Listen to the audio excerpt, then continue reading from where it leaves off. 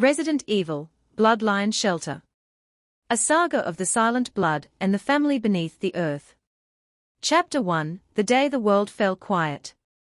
The collapse of civilization did not arrive with a final, echoing scream, but rather with an eerie, suffocating silence that settled between the fading wails of distant emergency sirens.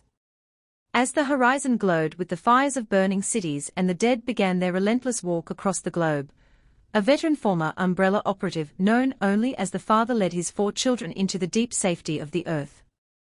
Beneath the weight of shattered streets and the skeletons of collapsing skyscrapers, a massive, reinforced steel door hissed shut, sealing the family away as the safe and panic house hummed to life. While the surface was surrendered to the chaos of the undead, humanity's spark was preserved within this subterranean fortress, where warm lights and glowing monitors offered a stark contrast to the darkness above. Chapter 2, The House Beneath the Earth. Designed with military-grade precision and the warmth of a true home, the underground shelter served as a self-sustaining masterpiece of engineering that prioritized psychological comfort, as much as physical safety. 4 private bedrooms were strategically arranged along the corridors, 2 on each side, to ensure that every family member had their own sanctuary and a private bathroom, meaning no one was forced to share their personal fears or space. Each room was a fully equipped hub containing a comfortable bed, a desk for study, a bookshelf filled with literature, and a suite of electronics including a desktop PC, laptop, and smartphone, all linked to a secure, firewalled Wi-Fi network. At the heart of the bunker sat a communal living area and a top-center kitchen stocked with non-perishable rations and air-purifying indoor plants, while specialized zones like the game room and tech vault pulsed with constant activity. Chapter 3, The Elder Son Who Was Untouched. The 20-year-old elder son served as the family's primary scout, walking the perilous ruins of the surface alongside his father, as a ghost moving through a world of monsters. Though he was biologically human in every way, his blood carried a rare and miraculous natural gene that the zombie virus simply could not recognize or detect. To the wandering undead, he was nothing more than a blank space in reality. They never smelled his presence, never turned their heads toward his movement, and never felt the urge to attack him. This biological anomaly allowed him to move through dense swarms to retrieve vital data, or clear streets of obstacles, knowing that while he could still bleed from a human bullet, the monsters would simply pass him by as if he were invisible. Chapter 4, The Elder Daughter in the Machine.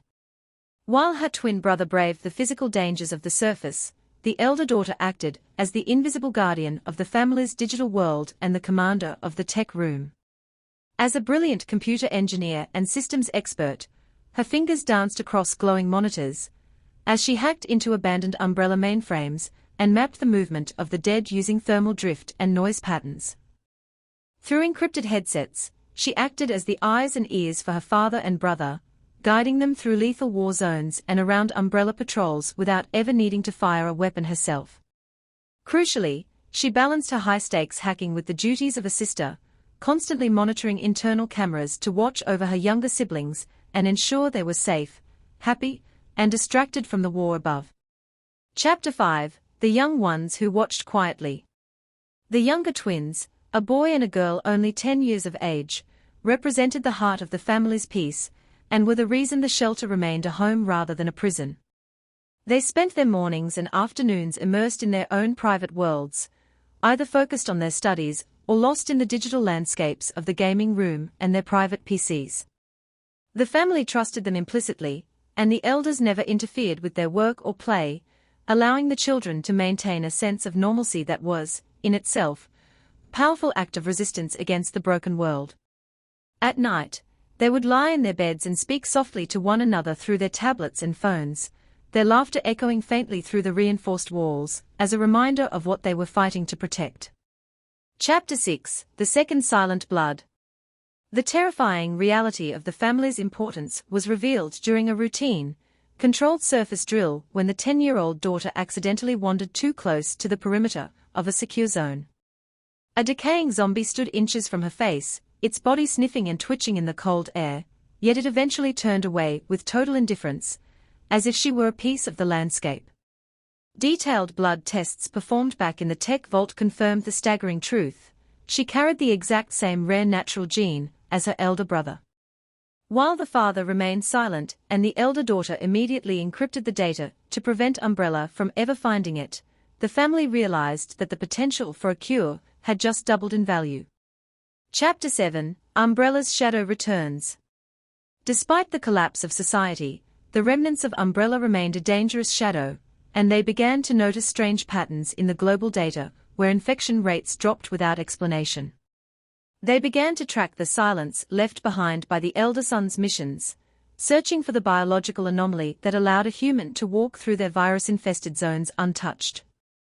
Realizing that a natural immune bloodline was the only explanation for these dead zones, Umbrella's intelligence officers followed the digital breadcrumbs and thermal shadows left by the family's surface movements. A specialized, Black Ops strike team was eventually dispatched with the sole mission of locating and capturing the source of the silent blood. Chapter 8: Siege Above, Calm Below.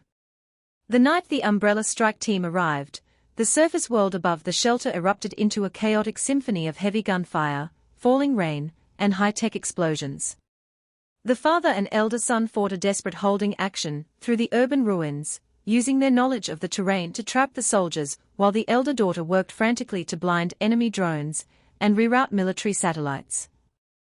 Deep underground, the younger twins remained in their private rooms with the doors securely closed and their games paused, trusting in the strength of the reinforced steel and the skill of their older siblings. Because the elder daughter had successfully masked the shelter's electromagnetic signature, Umbrella's team never found the hidden door, and the siege eventually broke as the family held their ground in the shadows. Chapter 9: The Choice. In the wake of the failed siege and as Umbrella's influence continued to wither, the family found themselves standing at a crossroads between power and protection. The father adamantly refused to let his children be turned into laboratory subjects for any organization or government, fearing that their blood would be used as a weapon rather than a gift. Instead, the elder daughter used her vast computer expertise to design a method of anonymous, global distribution for microantidotes and life-saving serums. By delivering the cure through decentralized networks without ever revealing their location, the family allowed the world to heal slowly, and the tide of the undead began to recede without anyone ever knowing who their saviors were. Chapter 10: Beneath the World, Above Fear. Many years later, as the sirens faded into memory and green plants began to climb the skeletons of the old world skyscrapers, the family remained together within the deep safety of their subterranean home. They continued their quiet routine of working, studying, and gaming, transforming the safe and panic house from a simple refuge into a seed for a new era of human existence. They did not seek to rule the recovering surface or be worshipped as gods, choosing instead to be the quiet guardians of the future, who lived without fear. Though the world had once fallen into ruin above them, beneath the earth, this single family had taught humanity how to stand tall once again.